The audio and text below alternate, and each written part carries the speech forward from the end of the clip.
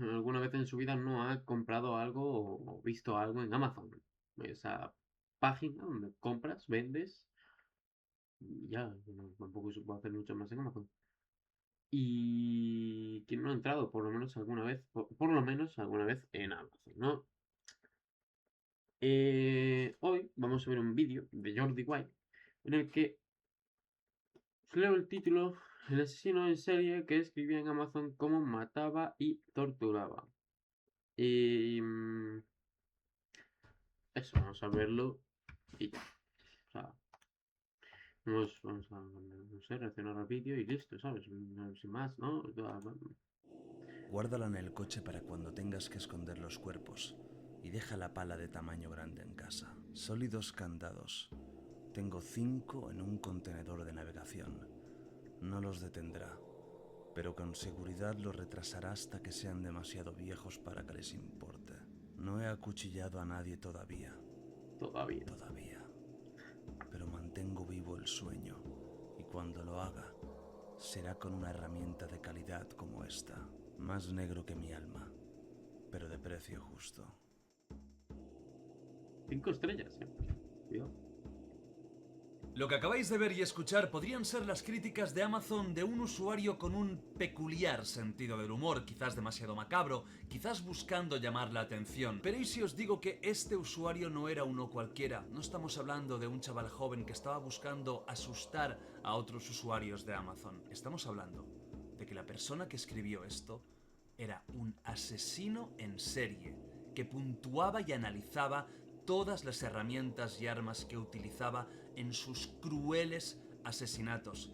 Esto no es una mentira, esto no es un juego, ni es una película. Esta es la historia de Todd Christopher ¿Todo qué?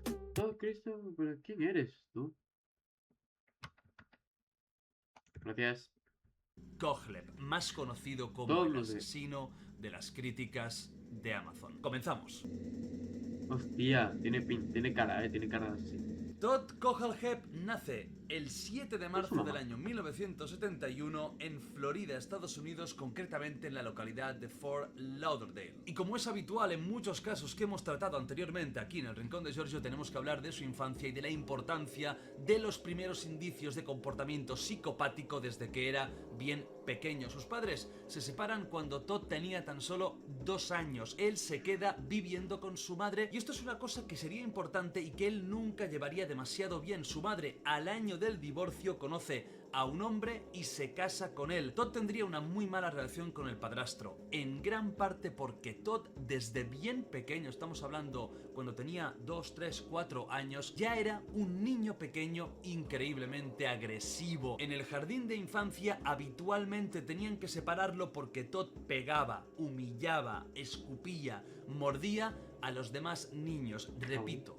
estamos hablando de un niñito pequeño de tan solo 3 o 4 años. Todd tenía un comportamiento y temperamento incontrolable. A sus malos modos, a sus berrinches, a sus ataques contra otros niños, se tenía que sumar que empezó a tomarle el gusto a la tortura animal. Otro rasgo en común con bastantes otros psicópatas que hemos tratado aquí, el hacer daño a los animales de forma absolutamente gratuita. Utilizaba para ello un rifle de aire comprimido de su padrastro, se lo robaba cuando éste no miraba y salía para torturar animales, conejos, perros, ardillas, lo que pillara. Todd va creciendo y por supuesto los problemas asociados a su mal Por comportamiento van 1,5, por creciendo con él 25 digo. también. Ya no es un niño pequeño, físicamente débil, empieza a convertirse en una persona corpulenta, más grande, más fuerte y empieza a tener altercados físicos, sobre todo con su padrastro y con otras personas adultas. A todo este cóctel de peligrosidad le tenemos que sumar una cosa que hasta el momento no os he comentado, y es que desde bien pequeño Todd tenía cierta fijación por el mundo sexual. Empezaba a hacer comentarios que no pertocaban a un niño de su edad, miraba de forma lasciva a las chicas, a las niñas, y esto lo acompañaba de un lenguaje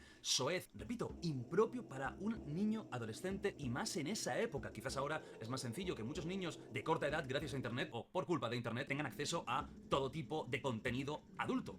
pero en ese momento no era tan habitual y él tenía una atracción innata por todo lo que tuviera que ver con sexo. A los 9 años su madre y su padrastro, desesperados, lo llevan al psiquiatra para que lo analicen, para que vean exactamente qué está fallando. ¿Es culpa suya? ¿Es culpa del niño? ¿Qué problemas puede tener? El psiquiatra se queda asombrado y para que os deis cuenta de la gravedad, cuando terminan las visitas, Todd será internado durante 3 meses en un psiquiátrico y tan solo era un niño de 9 años. El psiquiatra define a Todd como un niño con un carácter explosivo, con fijación insana hacia el sexo y que podría tener ciertos rasgos sociopáticos, psicopáticos, pero en ese momento a un niño era muy complicado de alguna manera de tacharlo de psicópata. Sale, sigue viviendo con su madre y con su padrastro y todo sigue exactamente igual. A los 12 años consigue irse a vivir con su padre y en principio las cosas mejoran, se porta mejor con él, tiene mejor relación, era una de las cosas que él siempre había querido, pero empieza a reprocharle a su padre que no está nunca en casa. Su padre era una persona muy mujeriega, tenía muchas novias, tenía muchas relaciones y muchos días no estaba en casa y él se sentía de nuevo solo, no encontraba su lugar y su cabeza iba a otros sitios, siempre peores. Avanzamos poquito tiempo y nos detenemos cuando Todd tiene 15 años, un adolescente que sigue siendo muy problemático, atribulado y que pasa de las acciones menores a su primer gran crimen. Quiero que estéis todos muy atentos porque estamos hablando de un chaval de 15 años que utilizará una forma de hablar y una forma de coaccionar como si fuera un criminal adulto y que lleva toda la vida en ello. A punta de pistola secuestra a una niña de 14 años. La lleva a un almacén, la ata, la amordaza, abusa de ella lo que os podéis imaginar repetidamente y cuando termina la vuelve a apuntar con el revólver, la amenaza de pegarle un tiro si dice cualquier cosa, la acompaña a casa y la vuelve a amenazar que si dice algo, cualquier tipo de comentario a un amigo, a quien sea, vendrá y no tan solo la matará a ella, sino también a toda su familia. Por suerte, la niña no hace caso y unos días después acaba denunciándolo, la policía lo atrapa y él no tiene tiempo de hacer nada más porque creedme, este hombre no era un hombre que amenazara por amenazar, si hubiera podido lo hubiera hecho. Le caen 15 años de cárcel que por cierto pocos me parecen por la gravedad del asunto y el juez al dictar sentencia dice literalmente Todd es una persona muy inteligente pero también muy peligrosa. No recomendaría su rehabilitación ni utilizando todos los medios profesionales para ayudarle. Esto, traducido y simplificado, significa que la única forma que tenían de controlar a una persona así, la que estuviera en la cárcel, repito, tan solo 15 años, poco tiempo me parece, y poco tiempo fue. En la cárcel, Todd aprende a tener más autocontrol. Muchos seguramente pensaríais que sería un polvorín, que estaría todo el día pegándose con los otros, reclusos, que incluso podría matar a alguien ahí dentro, pero no, dedica sus esfuerzos a estudiar y se saca la carrera de ciencias informáticas y aunque de vez en cuando tiene ciertos arranques de violencia, ninguno es tan grave como para que le alarguen la sentencia, por lo que incluso un año antes de los 15 sale en libertad, aunque siempre constará como depredador sexual. Estamos en el año 2001, Todd tiene 30 años, sale de la cárcel y como muchos otros criminales, sobre todo sexuales, van a vivir a otro sitio. En este caso se va a vivir a Carolina del Sur, donde para sorpresa de muchos, me incluyo, empieza a tener una exitosa vida, sobre todo profesional. Se saca la licencia de agente inmobiliario y en ese momento cuando había el boom, el apogeo de la burbuja inmobiliaria, si eras un tío carismático, eras un tío que sabía vender, podías forrarte, sobre todo si tenías gracia al interactuar con los clientes. Una persona así dirías que no tendría que tenerla, pero al revés, ya fuera porque lo tenía dentro, ya fuera porque en la cárcel tuvo mucho tiempo para crearse esta máscara, consiguió ser una persona que cuando quería era muy persuasiva, era muy carismática y podía convencerte de muchas cosas, así que su negocio florece. Unos años más tarde se saca otra carrera, la de administración de empresas, empieza a contratar a gente, se compra diferentes propiedades, se saca la licencia de piloto privado. ¿Podría ser esta la maravillosa historia de redención de un chico problemático que acaba siendo un empresario de éxito? Pues no, estáis en el canal equivocado. Aquí veremos cómo este señor sigue siendo un auténtico monstruo, un demonio simplemente quizás con mejor apariencia, con una mejor fachada, pero por dentro podrido igual. Comete ya su primer asesinato. Para muchos asesinos en serie, el primero es el más tímido, el que van con más miedo, por supuesto. En su caso, su primer crimen mortal fue un asesinato cuádruple. El 6 de noviembre del año 2003, Todd intentaba vender su motocicleta en una tienda de Superbike Motorsports y ahí sintió que el staff se estaba riendo de él porque no sabía manejar bien la motocicleta. Sentía que lo estaban de alguna forma ridiculizando, que no lo estaban tratando como él se merecía. No dijo nada, se fue, se llevó la moto y al cabo de un rato regresó con una pistola y mató a todo el mundo que estaba ahí. El mecánico, el gerente, el dueño y la madre del dueño. La gran mayoría de todos ellos tenían unos 30 y poco años, a excepción de la madre que tenía más de 50. Estamos hablando de que el primer asesinato de este señor es cuádruple, son personas de 30 años a sangre fría y por el simple motivo de que él pensara que no era bien tratado. Aquí empieza el infierno. Vamos a pegar ahora un buen salto en el tiempo, casi un salto cuántico. Nos desplazamos 12 años y nos encontramos a finales de 2015. 12 años en los que en teoría él no ha matado a nadie. Pero luego os contaré que créenme que seguro que son muchísimos más. Los reconocidos, los que 100% se saben, son los que os voy a relatar a continuación. Finales de 2015, una pareja es secuestrada por él, torturada hasta la extenuación. Por supuesto ella abusada una y otra vez y posteriormente asesinados ambos. Aquí ya no estamos hablando de un crimen por furia, estamos hablando de un crimen por vicio. La pareja, Johnny Joe Coxey y Megan McGraw Coxey, tenían casi 30 años los dos. ¿Y por qué esta pareja fue su siguiente objetivo? Quizás por azar, quizás tuvieron mala suerte, para nada. Esta chica trabajaba en un restaurante en el que Todd iba habitualmente a comer con sus compañeros, que por cierto, sus compañeros de él decían que era una persona extremadamente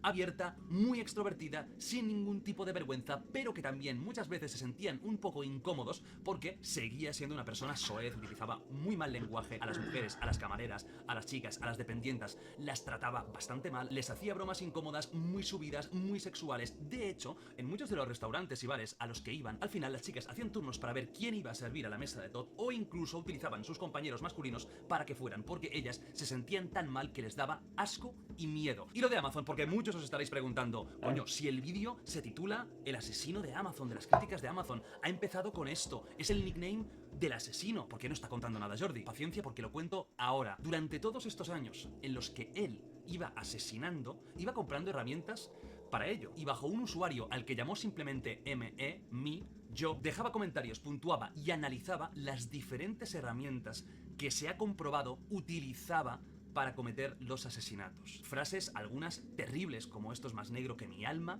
pero funciona. O por ejemplo, lo de los candados, donde ponía pistas de lo que estaba haciendo, porque ahora veremos el último de los grandes asesinatos, en los que utilizaba una serie de candados en un gran contenedor para esconder y para hacer barbaridades a sus víctimas. Pues en una compra verificada por él, alababa los candados, que funcionaban magníficamente, que tenía 5 en una puerta de un contenedor. El tío no estaba de broma, el tío no estaba siendo irónico, el tío estaba contando cómo utilizaba esas herramientas de Amazon para matar, para esconder los cadáveres y para torturar. Vamos con el último de los crímenes mortales reconocidos por la policía de Todd Kohlhepp. No sé si estoy diciendo bien su apellido, es un apellido muy complicado, yo creo que de procedencia alemana. Lo estoy intentando como mínimo. Finales de agosto del año siguiente, 2016, Cala Brown y su novio Charles David Carver fueron contratados por Todd para limpiar y mantener una de sus propiedades. No tenían ni idea de que eso era una trampa mortal y que seguramente sería la última cosa que hicieran. El 22 de agosto desaparecen y a partir de aquí serían atados como perros, con collares literalmente de perros, metidos dentro del gran contenedor que os he explicado antes. Un contenedor de los que puedes encontrar en un muelle, en un gran almacén. Ahí dentro, encerrados, serían vejados, insultados, pegados, abusados. El chico rápidamente fue disparado, pero ella fue utilizada para las perversiones sexuales de Todd durante un tiempo. Pero esta historia en este momento tiene un final feliz. La familia de la pareja alerta a las autoridades de su desaparición. La policía, utilizando la triangulación de las señales de las 2 líneas móviles, consiguen encontrar la propiedad exacta en la que están secuestrados. Para Charles es demasiado tarde, pero para Cala no. La policía llega con los perros, revientan los candados y lo que se encuentran son unas imágenes muy... Vale, un anuncio de... ¿Sabe Dios qué es esto? ¿Qué es eso, colega? Muy duras, que ya veré si meto o no, no es porque sean gore, no hay sangre, no hay nada visualmente muy explícito, pero sí se ve a una mujer con un collar de perro, pálida, en una situación horrible, y es una imagen que seguramente puede impactar más que muchas otras que pueden mostrar un torso abierto o cualquier cosa mucho más visual, pero tú en esta imagen estás viendo... A ver, Jordi, me impacta más un torso abierto, una cabeza degollada que eso. A ver, es una mujer con una cadena en el cuello, sí, pero Jordi, coño, que a ver, es un torso abierto, ¿sabes? Que ha tenido que pasar esta chica. Horas después, Todd Kohlhepp es detenido y aunque al principio lo niega, tarda es de complexión fuerte. Muy poquito en confesarlo todo. En el juicio no hay ningún tipo de duda. Se le imputan estos asesinatos que os he comentado, por lo que le caen 7 cadenas perpetuas, aunque se escapa de la pena de muerte. Pero en este caso hay algo que a mí, desde el momento en el que investigué, en el que me enteré, que me escamaba. Y es la grandísima separación de años que hay entre el primer gran crimen y el segundo. Estamos hablando de 12 años para un asesino en serie. Hay asesinos que matan una vez en la vida por una mala reacción, porque se han intentado defender, porque tenían una venganza, una vendetta personal contra esa persona. Aquí estamos hablando de otra cosa. Estamos hablando de un auténtico psicópata de libro, un ser que ya torturaba animalitos cuando era pequeño y al que le gustaba matar y al que le gustaba ejercer el poder y que incluso tenía ese rasgo tan característico de muchos asesinos en serie, que le gustaba hacerse notar. Y ahí están las críticas en Amazon, absolutamente innecesarias y que incluso pueden dar pistas a la policía. No tan solo esto, envió, ya estando en la cárcel, una carta a un periódico para decir públicamente que había estado matando desde que era un adolescente y de que nunca encontrarían los cadáveres que los buscaran, porque perpetró tantos asesinatos, literalmente dijo que no tenéis suficientes dedos en las manos para contarlos. Esto incluso se lo reconoció a su madre, que aún está viva y que habló con él. No tenéis dedos para contar los asesinatos que he hecho. Una historia muy fuerte. Hemos regresado de estas vacaciones con un caso impactante, un caso que tiene, yo creo que varios elementos que llaman mucho la atención, por supuesto los propios asesinatos. Este parón tan poco habitual, ya os digo yo cuál es mi teoría, pero también está el tema de Amazon, ¿no? Al final, en los asesinos en serie del mundo tecnológico se están sumando este tipo de elementos. Estamos viendo, por desgracia, asesinatos retransmitidos en directos, por supuesto vídeos de YouTube. Ya llevamos años en los que han habido crímenes grabados y subidos, y aunque la plataforma va rápido a eliminar ese tipo de contenido, ya sabéis cómo es Internet, y cuando Internet quiere quedarse algo, se lo queda. Y yo tengo poco más que ofrecer en este vídeo, en este caso. Espero que estéis... Pues la verdad es que no opine nada porque no sabía qué decir. Literalmente el vídeo es de 15 minutos, pero porque no paré nunca. O sea, a lo mejor ni lo subo, porque no hice nada, no hice nada. Yo lo voy a cerrar por aquí, me voy a pensar si subirlo o no, pero como no dije nada tal, pues no creo que lo subo. Así que voy a quitar esto por aquí. Y voy a hacer una cosa.